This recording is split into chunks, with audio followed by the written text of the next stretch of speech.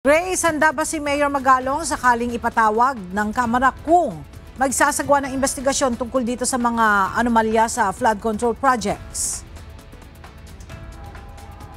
Yes, Ella, ayon kay Baguio City Mayor Benjamin Magalong ay hinihintay na lang niya ang kanilang notice o summon.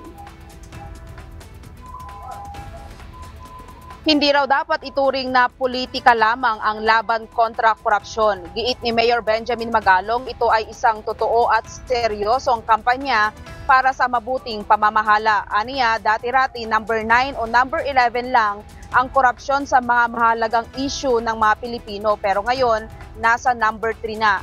Nagiging epektibo na ang kampanya dahil sa mas marami ng magsasalita at naglalabas ng saloobin. Ngayon, gusto nila akong tawagin. Tawagin na lang nila ako. Huwag na sila magdadaldal pa. Tawagin na lang nila ako dyan sa Kongreso. At doon na lang kami mag-usap at magkita. Hinihintay ko nga yung kanilang notice at yung kanilang summon. Iginiit ni Magalong na dapat siyang ituring na resource person, hindi akusado sa anumang pagdinig sa Kongreso. Mayroon siyang malawak na alam sa sistema ng mga pagdinig at gusto niya na diretsuhang usapan. Tawagin na lang nila ako. But they have to allow me to do my present. Kasi resource person naman ako doon. Di naman ako accused doon. Huwag nila akong tratuhin na accused ako doon. They have to treat me as a resource person. Besides, ilang beses naman na ako humarap dyan sa congressional hearing na yan. Alam ko na yung sistema nila dyan. Alam ko na rin yung pagka-standing nila dyan. Basta importante lang, diretsuhan lang, usapan dyan. Ibinunyag din ni Magalong ang umano'y overpricing sa mga proyekto tulad na lamang ng rock knitting panel na aniya ay nagkakahalaga ng 25,000 per square meter, gayong ang totoo ay nasa 4,300 lamang.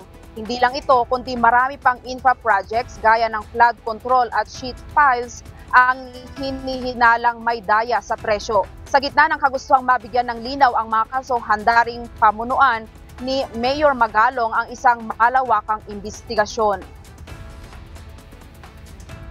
The contract alone at yung detailed unit price analysis, diyan mo na kaagad makikita.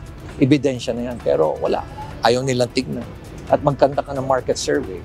On the basis of that, makikita mo na kaagad. Prima facie, you can easily get it. Basta importante sa kanya, sila meron eh. Ako, gawin nila akong investigating unit. Ako maglilid ng investigation na yan. I'm willing to volunteer to be the head of the investigating body dyan sa flood control project. Basta yatas nila sa akin yung PNP at yung mga ibang investigative agency like NBI. Ella, upang mawakasan ang pagdududa at pagsisisihan, handa rin si Magalong na pamunuan ang investigasyon kung bibigyan siya ng otoridad na gawin ito.